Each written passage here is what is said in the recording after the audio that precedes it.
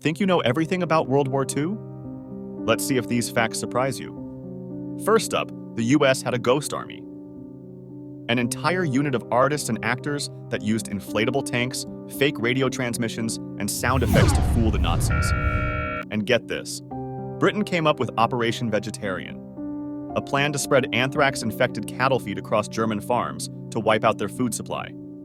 The plan never saw the light of day in the end. Then, there was the Battle of Los Angeles.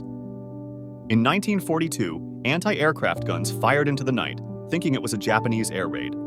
It was all a false alarm, probably triggered by a weather balloon. Imagine the chaos! And here's one for the history books. Hitler's own half-nephew fought for the US. William Patrick Hitler joined the US Navy to fight against his uncle's forces. After the war, he changed his last name.